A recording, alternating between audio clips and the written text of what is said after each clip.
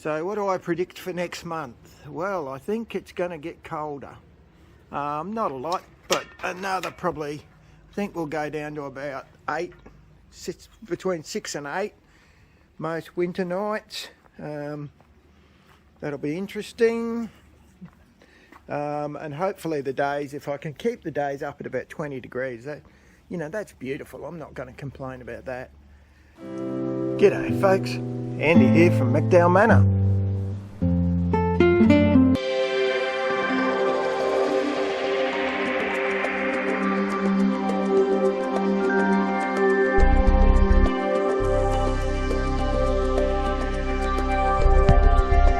Winter's certainly come now, although the days are beautiful, honestly. That's Rozzie's grapefruit. The lemons on the right. They're a bloody good sized lemon. Lemonades on the left. Tree's confused witless, and it's actually looks like it's starting to throw some fruit and flower. Decided to make a potato and a sweet potato bed. That's what that is. On my list of chores today, push that potato plant down and bury it a bit. Been doing a little bit of pickling. My son Anthony got some olives, and so we're taking the full month to pickle them. You'll see the video of that sometime next month when it's done. Pickled olive experiment got me so excited I did actually go out and buy a little olive. I'll show you where that is in a minute. There's an avocado tree in the back corner that's doing very well. Well, no, I'll be honest. For me, it's doing very well. Dragon fruit that I got from Stu and Abby is booming. Haven't had a dragon fruit yet, but it's certainly now going very well, so it's happy. That bloody finger lime, I swear I'm going to get rid of that. The Malay Gold coconut was definitely the best thing I ever did. You can see the new growth on that's all healthy, it's happy. What else we got? Just a few seedlings. That's a rose from out the front I'm trying to rescue. Anthony picked up a plant. What's that spiky thing called? You know, that you use the gel on cuts and wounds. I'll think of it later. He picked up a little bit and shoved it in a pot, and I've been dutifully watering it. Bloody hell, it's growing. It's growing like crazy. Not much happening in the aquaponics, but at this time of year I don't really expect there would be much. It's keeping me in chives and shallots, and I'm happy with that. Not having a lot of luck in the tomato world. Rozzie's put a whole lot in on the other side that I'll show you. I did manage to save that little thornless blackberry, which I'm very happy about. A lovely lady called Joycelyn, who goes to the Redcliffe Gym Club with me, gave me a worm farm that she no longer wanted, which allowed me to get rid of those 2 old broccoli boxes, which I'm very happy about. Thanks, Joycelyn. And it looks 1,000 times neater than the crappy job I did of building what I built. Where the controller for my watering system used to live, it died. Now, it's been dying for about 10 years. I knew that. You know, it was a sort of touch button thing, and to get the buttons to touch, you virtually had to hit it with a hammer. And I thought, oh, there's not much life in this old girl, but geez, I got a lot of life out of it. So I had to rewire this new controller, which is the same company, Holman, so it's not an expensive one. And I've got all that set up, tested, and it's running. Sounds easy, doesn't it? Oh my God. That's some of the wiring instructions off the old one that I had to try and work out what the heck they meant. To put it all in the back of all the switches on this one, which is up under that panel there. I won't pull it off and show you because it's kind of scary. The only trouble I had was obviously it wouldn't fit back in the original place because it's too tall. So I've just hung it up there. It looks a bit daggy, but it works a treat, and that's all I care about. So it's one of those fully programmable if you want to. I never want to, I just do it manually when I notice it's dry. That beautiful orange. Now I'm excited about that because I've never had one go that orange. So very excitement, and there's even another one on down there that hasn't started to colour up yet. So this is the first time really I've gotten anything decent off this little tree. So he'd have to be, I reckon, 4 or 5 years old now. It's a real dwarf. It's called a pipsqueak. I always say that Rozzie's the real gardener of the family, and I don't think anyone ever believes me, but there's the bean crop that Rozzie's put in to replace the old one. She loves the beans, God bless her. She's got a couple of tomatoes They're little roamers. God only knows what that stuff down there is. Looks like sweet the snow peas to me, but there'll be something in that family, won't it? I'll have to ask her later. Citrus is all coming back to life. I've got a whole lot of horse poo again. I'm going to feed them right back up again. Bloody curry tree, holy guacamole. But I do use it a lot, so I use it in cooking. The blueberries aren't doing a lot. There's not a lot going on. Oh, the silver beet's going exceptionally well still. There's bloody Foxy. It's Peter's, my son Peter's dog. Miniature fox terrier. Head that not even its own mother loved. Warrigal greens have come back, and you can see the silver beet still doing well. The Okinawan spinach is doing well. That's a white choco, or chayote, I think they call it in the States. I'll be interested to see how Ozzie gets that one out of there. That's that sweet leaf, or katuk, I think it is. Now that's those two hives I was forced to do a split because the boxes rotted out. Very happy I did. You can see there's bees all over the place because it's a nice hot day today. So really happy about that. They've obviously survived. Shalot's doing quite well as well. The lemongrass has come back. I'm glad of that because I use it in curries as well. She put in a new rosemary and a new, I think that's thyme. There's some more tomato down there, her pawpaw trees. She's been doing okay with passion fruits. They're about to come in. Foxy, be quiet, mate. More pawpaws, she's snuck in there, and that's all choco or chayote. We've had well over 6.5 kilos of that, so it's come up quite well. There's my old mate Bobby. He's he's getting old. He's 9 now, and he's feeling the cold a bit. There he is, lying on his chair. He's Dad's boy, aren't you, Bob? Hey, Daddy's boy, aren't you, mate? Now we actually managed to get, I think in the end it was 5 big pumpkins. So one we gave to Japanese or Kent. One we gave to my daughter Shireen. We've eaten a couple, and that's the last one. Now one mysteriously vanished. Now I'm hoping that Mark, the neighbour next door, because it was on our fence between us, I'm hoping he took one.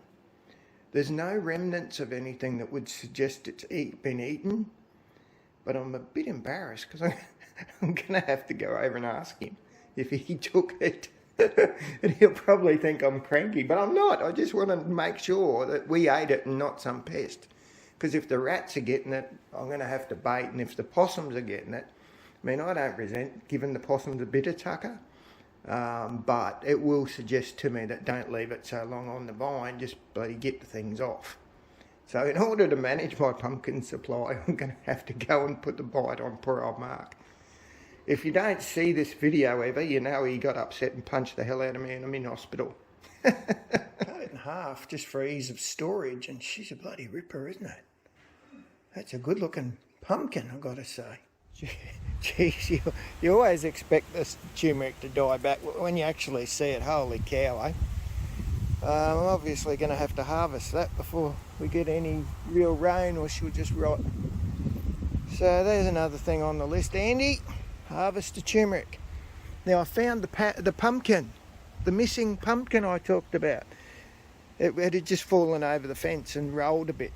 So it was all right, and I happened to find another passion fruit while I was there.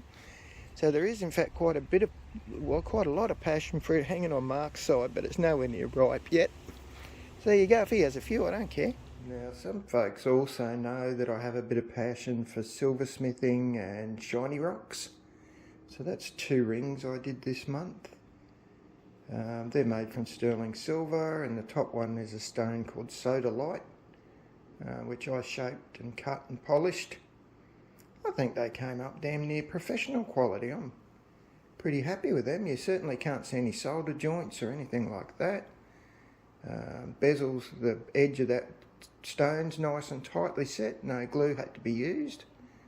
How good is that? So what the weather gauge is telling me that it actually feels warmer Feel warmer outside, which I'm not surprised about.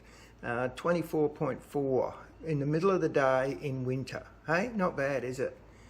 Reckons it's going to rain, but of course it's not going to rain. Not for a couple of days. Where wind, oh, it's dropped down to 2.9. It is actually quite gusty out there. So it's not really garden related, but I've certainly dumped a bit of time and money on it this month.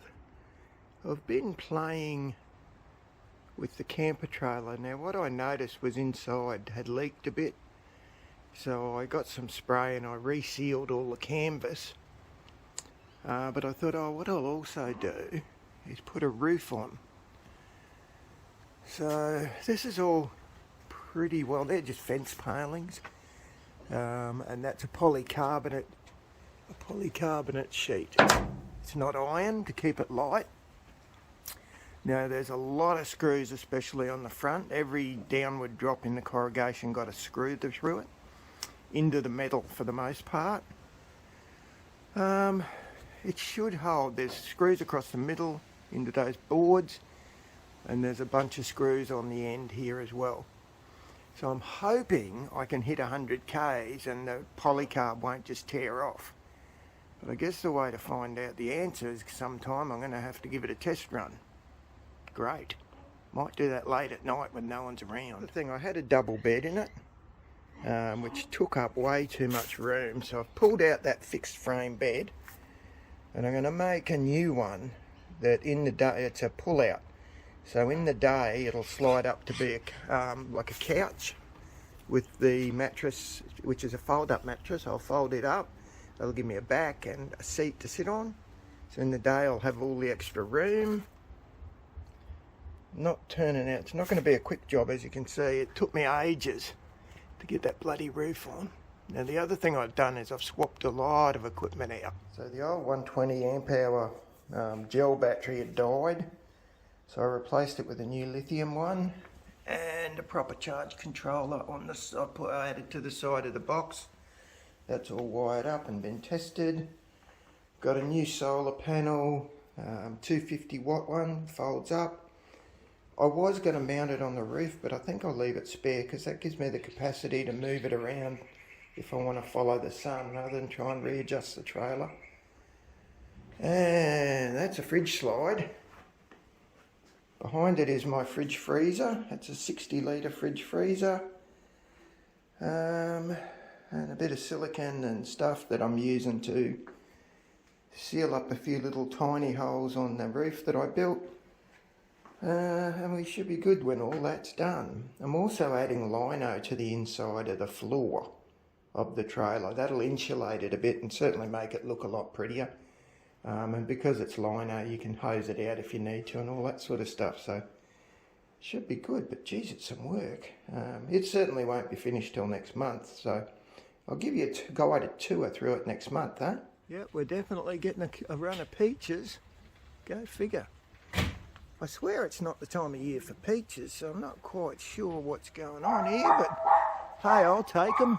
And almost the end of the month. Yes, our olives are still sitting on the bench, pickling. Gee, she's a slow old process, I've got to tell you. My grandson Laurie tried one the other day and it damn near killed him, so they're certainly not ready yet. Well, there goes another month, folks. Time for our prediction for next month. What do I think's going to happen in July? Well, I think we're in for another run of cold nights, so down below 10.